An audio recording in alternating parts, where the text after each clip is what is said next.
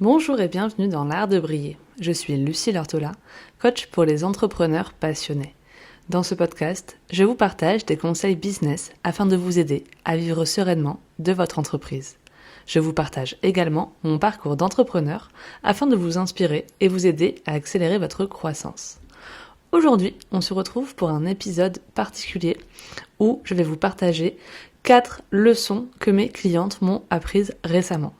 4 leçons et prises de conscience que j'ai pu avoir lors de mes derniers coachings avec mes clientes.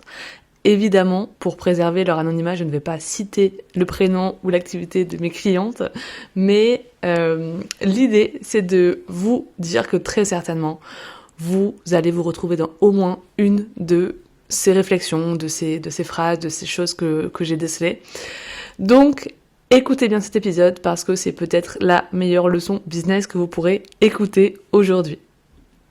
Personnellement, c'est vraiment ce que je trouve le plus intéressant avec mon métier, c'est que j'ai une grande curiosité, on va dire, depuis toujours. Je m'intéresse à plein de domaines, tout ça, donc j'adore l'idée que mes clientes ont des métiers très différents et des personnalités très différentes.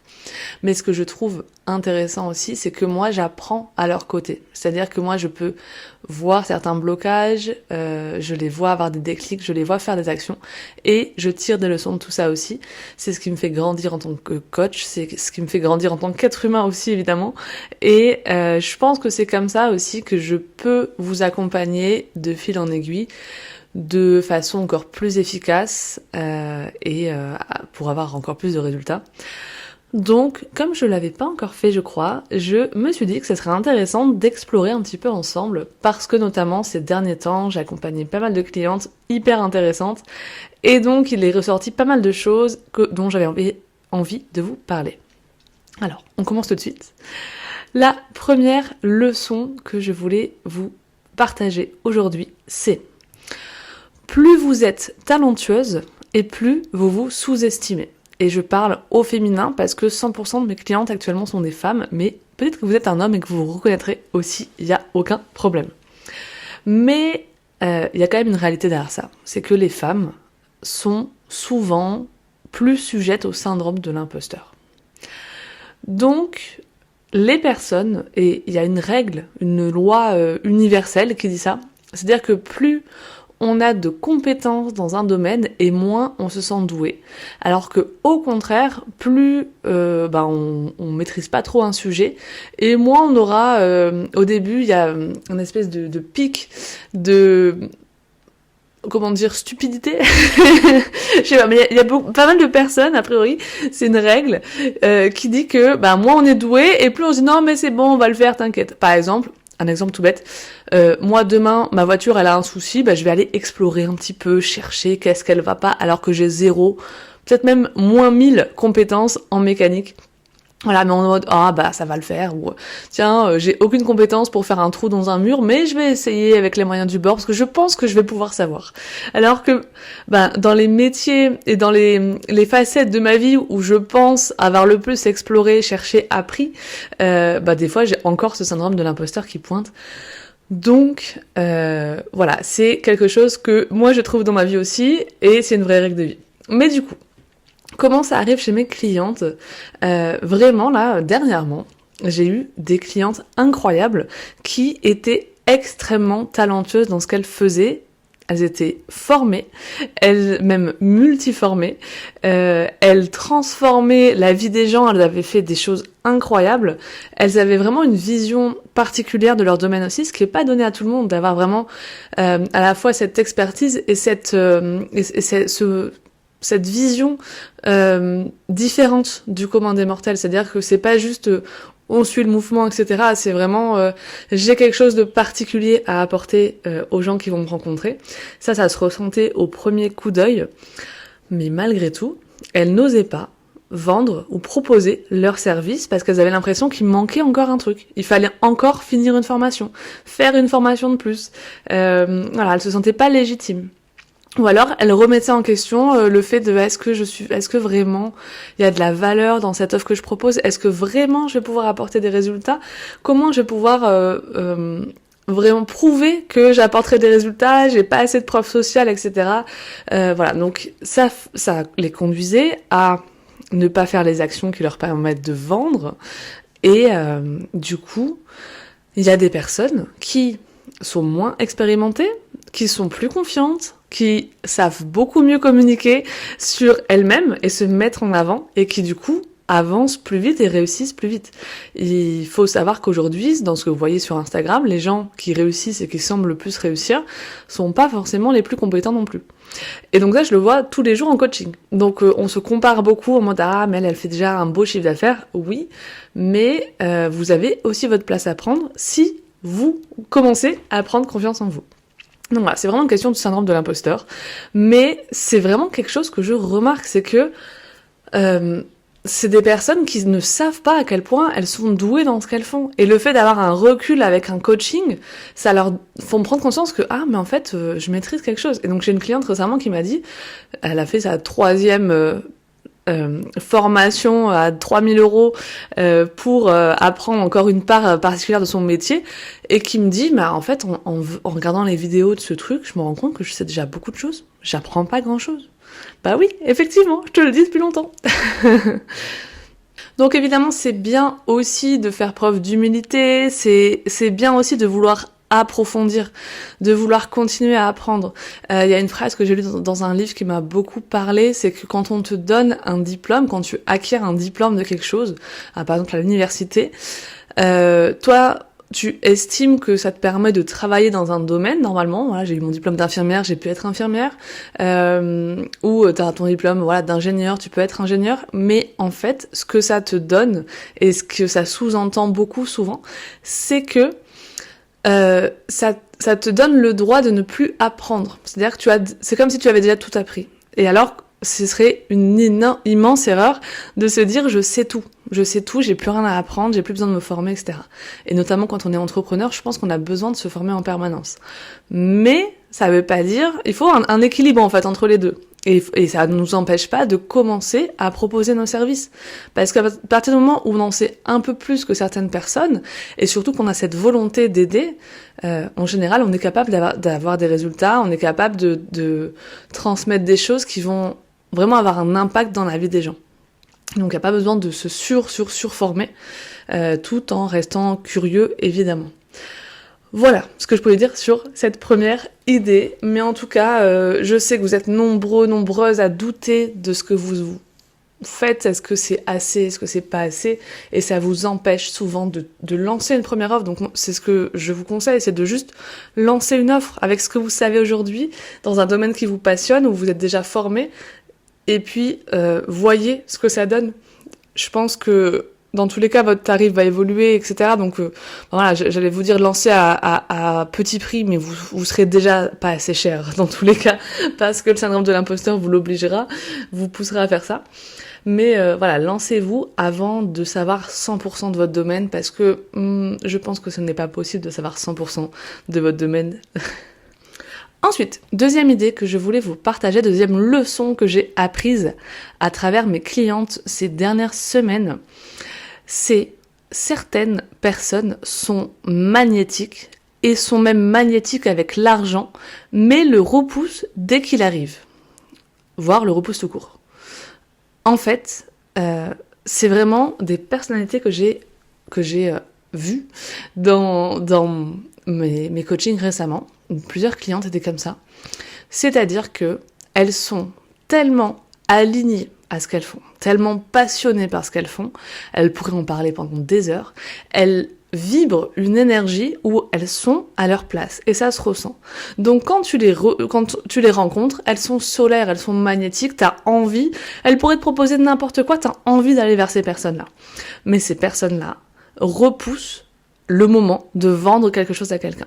Parce que elles ont vraiment un sabotage, notamment en termes de money mindset, où elles vont pas oser proposer quelque chose de payant aux gens qu'elles rencontrent, ou elles vont pas oser monnayer leur service. Et des fois elles sont entrepreneurs, mais malgré ça, elles vont essayer de donner beaucoup de gratuit.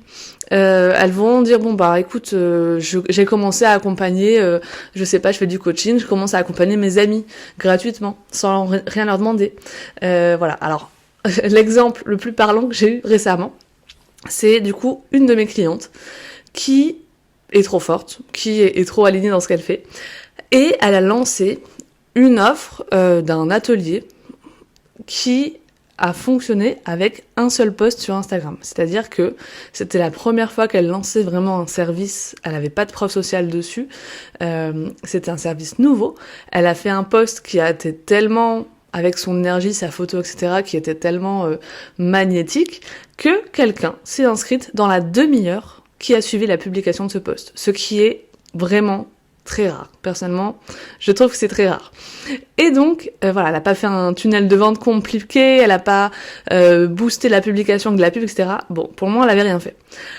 Et de là, du coup, l'atelier coûtait 30 €. Donc, elle a gagné 30 €. C'était le premier chiffre d'affaires de son entreprise qu'elle pouvait générer, alors qu'elle était lancée depuis 18 mois.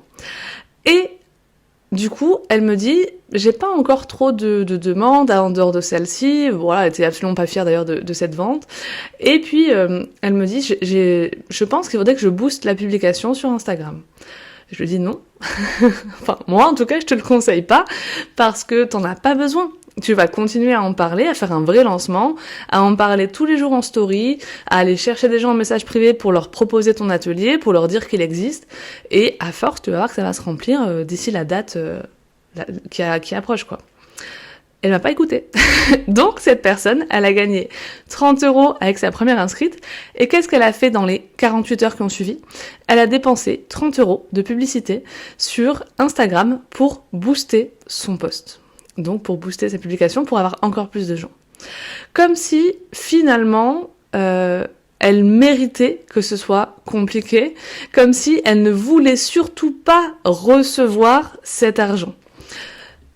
Et c'est quelque chose que je retrouve chez toutes ces personnes-là qui sont très magnétiques avec les clients. C'est-à-dire que, personnellement, moi j'ai l'impression de faire beaucoup d'efforts pour attirer des clients, alors que vraiment, elles ont un truc naturel qui font que dès qu'elles commencent à rencontrer des gens, naturellement, les gens spontanément viennent les voir pour dire je veux travailler avec toi, accompagnement. Bon, moi ça m'est déjà arrivé quelques fois dans ma vie, mais c'est vrai qu'elles, on ressent que c'est un truc hyper commun chez elles. Et franchement, elle pourrait avoir un succès dingue. Elle pourrait gagner énormément d'argent. Je pense qu'en fait, elles ont vraiment une capacité à manifester de l'argent hyper rapidement, à générer de l'argent. Voilà, elles savent comment faire de l'argent. Enfin, en tout cas, il y a un truc irrationnel, j'en sais rien, mais en tout cas, ça fonctionne pour elles comme ça. Et comme elles ont peur de recevoir, comme elles ont peur de réussir, elles n'ont pas de vrais résultats, ou alors elles se sabotent en dépensant l'argent qu'elles génèrent, en fixant des prix trop bas, en proposant que du gratuit, en faisant des réductions à tout va, etc. Et donc ça ralentit évidemment leur croissance, jusqu'à ce que peut-être un jour, elles en ont marre parce que c'est pas assez, parce que voilà, elles ont aussi des gros blocages en général, manque d'estime, etc. Et donc elles arrêtent leur activité alors qu'en fait elles étaient incroyables ces femmes. Donc voilà, l'idée c'est de se dire que c'est pas finalement un problème de stratégie. C'est vraiment ce qui bloque, c'est votre capacité à recevoir. Et c'est dingue dit comme ça, parce qu'on veut tous de l'argent, on aimerait tous avoir de l'argent. Enfin, je pense que depuis l'enfance, on se dit « Ah, si seulement j'étais riche, etc. » Mais dans les faits, il y a des gens qui repoussent l'argent quand il arrive en bas de leur porte. « Non, j'ai pas envie de t'ouvrir, non, j'ai pas envie. » Et c'est juste une croyance à débloquer parce que c'est hyper, en tant qu'entrepreneur, c'est hyper complexe, c'est-à-dire que vous cherchez à attirer de l'argent, vous cherchez à avoir des clients, mais d'un côté, dès que l'argent est là, vous le repoussez, ou vous avez pas envie, vous proposez rien, etc. Et donc ouais, effectivement, il y a un décalage qu'il faut réaligner, et donc il faut reprogrammer un petit peu le cerveau. Bon, ça tombe bien, les coachs sont là pour ça, donc on a beaucoup avancé sur cette problématique. Je lui ai montré à ma cliente en question ce truc-là, et à une cliente qui avait des gros blocages sur la monétisation de ses services, elle bradait beaucoup ses prix, etc., alors qu'elle avait beaucoup d'expérience. Elle a réussi après le coaching, même si au début elle avait beaucoup de résistance par rapport à ça. Donc 3 mois après le coaching, elle a réussi à signer un contrat à 2000 € en étant super fière d'elle et en trouvant que c'était un prix juste. Donc ça, c'est plutôt chouette quand ça se passe comme ça. Mais vraiment, voilà, y a ce truc-là où il y a des femmes qui ont un magnétisme, une énergie, une présence, une posture qui vendent pour elles. Elles n'ont pas besoin de faire grand-chose. Mais c'est aussi, je pense, lié au fait qu'on se dit le travail, c'est difficile. Ça doit être difficile de gagner de l'argent. On doit gagner de l'argent à la sueur de son front. Voilà, ça doit être une souffrance, etc. Et donc, quand c'est hyper fluide pour elle, c'est une façon de se saboter finalement. Voilà. Donc, si jamais vous avez l'impression de vous reconnaître là-dedans, essayez d'explorer le pourquoi du comment, essayez de faire de la place à l'argent. Parce que c'est hyper dommage. Voilà, je trouve ça oufissime. La 3e leçon que mes clientes m'ont apprise, c'est vraiment que les croyances qu'on vous a inculquées dans votre enfance, elles influencent énormément votre business. C'est-à-dire que on vous a posé des étiquettes. Tu es pas assez comme cela. Tu es un peu trop, tu prends un peu trop de place. Il faut travailler dur pour réussir. L'argent rend les gens mauvais. Il y a plein de choses comme ça que vous avez entendues et qui font aujourd'hui que vous avez des croyances limitantes. Et votre rapport du coup à l'argent, au travail, à la réussite, ça influence tout ça, ces croyances. Et donc, au final, ça fait que peu importe la stratégie que vous allez mettre en place, peu importe, voilà, vous allez lancer vos services, vous allez vous former dans votre métier, vous allez suivre une formation, une méthode, un truc, et votre voisine va faire la même chose parce qu'elle aura les mêmes compétences que vous, vous n'aurez pas les mêmes résultats en suivant la même chose. Parce que vous ne ferez pas les choses tout à fait pareilles à cause de vos croyances. Donc, c'est pour ça aussi que les formations en ligne ne créent généralement pas de vrais déclics par rapport au coaching. C'est parce que derrière, en fait, on vient toucher en coaching à des choses hyper profondes. Moi, je fais du coaching business, mais on me parle de l'enfance, des parents, de comment le conjoint nous perçoit, de comment est-ce que nous-mêmes on se perçoit, hyper souvent dans les séances de coaching business. Parce que ça influence en fait, c'est obligé, vous êtes en train de vous mettre sur le devant de la scène, moi je vous apprends à briller, je vous apprends à oser faire des choses, à oser parler de vos services, etc.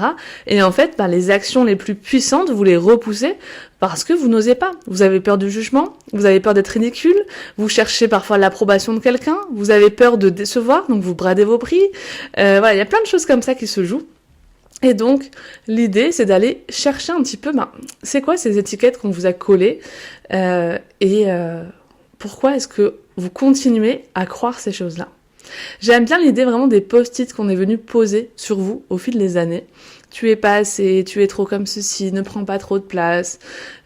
Et en fait, de vous dire que, ok, ça c'était quand vous étiez enfant, quand vous étiez jeune, on vous a posé ces trucs-là. Mais aujourd'hui, vous n'êtes plus une enfant.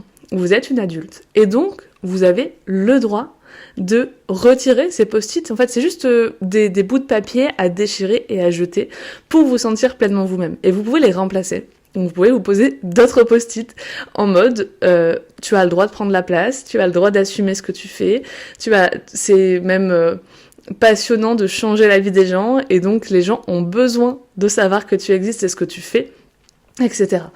Bref, l'idée vraiment c'est ce que je voulais aborder là, c'est en final on vient souvent en coaching business pour avoir une méthode, pour avoir une stratégie, pour apprendre à se développer et au final on travaille des choses hyper profondes sur votre capacité à générer de l'argent, sur votre estime de vous-même, sur votre confiance en vous, etc. Et donc récemment je parlais avec une de mes coachées qui me disait « Mais moi, si mon père, il savait que je faisais ça, il achèterait jamais, il me prendrait pour une folle, il me dirait « Ma fille va en hôpital psychiatrique, t'as un souci de proposer des choses comme ça, etc. machin. » Il aurait pas du tout été d'accord et je lui ai juste dit « Mais ton père, c'est pas ton client idéal. Donc tu t'en fiches finalement. En fait, vous êtes là pour servir vos clients idéaux. Et peu importe, et sur le chemin, il y a des gens très proches de vous qui ne comprennent pas ce que vous faites. Moi aujourd'hui, je pense que ma mère ne comprend pas forcément ce que je fais, mais pourtant, ça veut pas dire que elle elle a un jugement dessus, je pense pas, mais ça m'empêche pas, moi en tout cas, de faire ce qui me passionne, d'être alignée, d'être heureuse, de me lever chaque matin avec le sourire. Et donc c'est vraiment, je pense, ça, la plus grande réussite de ma maman, c'est pas de comprendre et de dire oui, moi j'achèterai grave ses services ou je vais en parler autour de moi. J'attends pas à ce que mes proches fassent ça, mais par contre, l'idée que finalement, j'aime bien l'idée que nos enfants ne nous appartiennent pas à 100%. Et quand tu deviens parent, tu te rends compte de ça. Que tu l'élèves, que tu lui donnes tout ce que tu peux, mais un jour, il va faire ses propres choix. Et il va vivre sa propre vie. Et en fait, de vouloir à tout prix conserver les étiquettes que nos parents nous ont collées, ça pose un petit peu problème. Parce que on n'est pas là pour faire plaisir à nos parents, on n'est pas là pour suivre le chemin qu'ils auraient eu envie de faire pour nous, de décider. Voilà, il n'y a pas besoin de ça. Nos parents, enfin moi je pense que le jour où j'aurai mon fils qui sera plus grand, je serai heureuse quand je me rendrai compte que lui il est heureux dans sa vie, que lui il est aligné à ce qu'il fait, qu'il aime ce qu'il fait. Donc si on arrive à toucher ça du doigt, c'est déjà très bien. Après, s'il comprend pas, s'il a du jugement, si c'est pas son monde à lui, pour le papa de ma cliente, encore une fois, c'est pas très grave en soi. La quatrième, croyance que je voulais aborder avec vous aujourd'hui, et c'est peut-être la plus puissante et celle dans laquelle vous allez le plus vous retrouver, c'est que vous évitez, tous, attention, ne vous sentez pas concernés par cette phrase, parce que même moi je le fais, vous évitez les vraies actions qui ont un impact financier sur votre business. Je vois autour de moi des personnes qui travaillent du lundi au samedi, du lundi au dimanche parfois, qui travaillent 40 heures, 50 heures, 80 heures par semaine, mais qui font plein d'actions. Ils postent sur Instagram, ils sont là tous les jours en story, etc. Mais ils ne rentrent pas d'argent dans leur business. J'ai des clientes qui sont capables de passer 3 heures sur Canva pour faire un visuel d'Instagram. J'ai des clientes qui sont capables, la première chose que certaines clientes me disent, c'est il faut que je refasse ma bio sur Instagram parce qu'elle ne me parle plus et du coup je dois refaire ma bio. Ou alors je dois refaire mon site internet. Il est visité par combien de personnes chaque mois ? À peu près 17. D'accord. Et tu crois vraiment que c'est ça qui va révolutionner ta vie et ton business ? Il y a des personnes qui vont passer des mois à lancer une formation et à la préparer avec des vidéos, etc. sans que personne ne soit au courant. Donc le jour où ils vont la lancer, elle va se vendre une fois et puis ils auront déjà changé d'idée et voilà. Je l'ai fait personnellement, donc je connais ça. Ou alors qu'ils vont passer des semaines à préparer un freebie et au final ils en parleront une fois puis voilà, ils diront ça marche pas. Donc l'idée vraiment c'est que en général vous êtes hyper doués pour faire plein d'actions, mais les actions qui servent vraiment votre business, 1, vous ne les identifiez pas, et 2, vous ne les faites pas. La semaine dernière, j'ai pris ma cliente qui m'a dit « Ah, t'as vu, je poste sur Instagram, etc. machin. » Super, tu postes sur Instagram. Du coup, je dis là, dans tes 3 derniers posts que tu as publiés sur Instagram, est-ce qu'il y a un seul appel d'action vers tes services ? Non. D'accord, donc il y avait 0 fois la mention de ses services. Et ensuite, je lui ai demandé, ok, ton post, il est sympa, mais c'est quoi son objectif là ? Il me dit, je sais pas. Est-ce que, par exemple, c'était un post un peu dev perso qui avait l'air un peu inspirant ? Est-ce que ton objectif, c'est d'inspirer les gens ? Oui, ok, t'inspires les gens. Mais du coup, à qui tu parles ? On a étudié ensemble plusieurs clientes idéales que tu as. C'est à quelle cliente que tu parles là, en ce moment ? Je sais pas, c'est pas clair. Ok. Et du coup, si tu parles pas vraiment à une cliente idéale, c'est quoi l'objectif de ton post ? Ok, t'inspires les gens, mais en quoi ce post-là va contribuer à ce que cette personne un jour se dise « Je veux travailler avec toi ». Là, gros silence. Rien. Donc, c'est vraiment ça. C'est que aujourd'hui, quand vous publiez une story, quand vous publiez un post, vous devez avoir en tête l'objectif exact de à quoi sert ce post. Qu'est-ce qu'il va faire? Est-ce qu'il est là pour enlever un frein à l'achat? Est-ce qu'il est là pour trouver des points communs avec la personne, pour créer du lien? Est-ce qu'il est là pour peut-être montrer votre expertise, montrer de la preuve sociale et le fait que vous êtes capable de générer des résultats? Est-ce qu'il est là pour appuyer sur la douleur de vos futurs clients? Et à qui est-ce qu'il s'adresse? Moi, j'ai plusieurs cibles aujourd'hui dans mon entreprise. Selon les postes, je m'adresse pas aux mêmes personnes. Mais en tout cas, tous mes posts servent un but. Et toutes mes stories aussi servent un but particulier. Et la dernière chose, c'est que quand vous faites des posts comme ça, pensez aux appels à l'action. Ok, à la fin du post, qu'est-ce qu'ils doivent faire les gens? Et ça y est, ça les a convaincus. Est-ce qu'ils doivent aller écouter un épisode de podcast parce que ce serait plus intéressant pour eux d'approfondir le sujet et ça leur donnerait plus confiance en vos services? Ou est-ce qu'ils peuvent prendre rendez-vous pour un appel découverte? Est-ce qu'ils doivent vous envoyer un message privé, commenter, cliquer sur un lien dans votre biographie, etc. Et donc, vraiment, il y a des personnes qui perdent des heures, je pense, dans leur business à faire des choses parce que ça les convainc. C'est-à-dire que ils sont un peu sur Instagram, un peu sur LinkedIn, ils veulent lancer un podcast, ils veulent faire plein d'actions comme ça, au lieu de reproduire déjà ce qui fonctionne, numéro 1, et au lieu de parler plus souvent de leurs offres, par exemple. C'est-à-dire que, oui, je communique, je suis visible partout, c'est génial, super, mais concrètement, à quel moment est-ce que tu parles de tes offres? Moi, il y a des gens, je les suis depuis des années sur Instagram, je sais toujours pas ce qu'ils font. Concrètement, si je veux travailler avec eux, je ne sais pas comment faire. Donc, l'idée, c'est ça, c'est de vous dire aujourd'hui quelles sont les vraies actions qui vont avoir un impact financier sur votre business, que vous ne faites pas, que vous repoussez, parce que peut-être qu'elles réveillent certaines peurs chez vous, peur d'être jugé, peur d'être trop commercial, de passer pour un requin, etc. Allez parler à des gens en message privé quand ils s'abonnent à vous, allez parler à des gens en message privé quand vous les voyez très attentifs à vos stories, augmentez vos prix avec certains clients, parlez régulièrement, c'est-à-dire plus de 2 fois par semaine de votre offre, voire aller 1 fois par semaine, que la plupart d'entre vous ne le faites pas, etc. L'idée, c'est qu'en plus, vous allez vous dire, oui, mais moi, je vends pas sur Instagram ou quoi, parce que mon audience, elle est pas active, parce que j'ai pas les bonnes personnes. Mais en fait, c'est pas ça.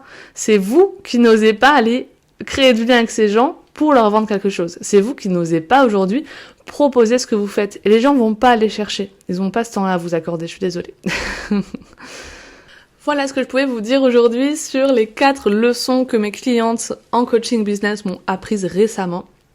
J'espère qu'elles vous auront parlé, qu'elles vous auront peut-être inspiré et poussé à passer à l'action.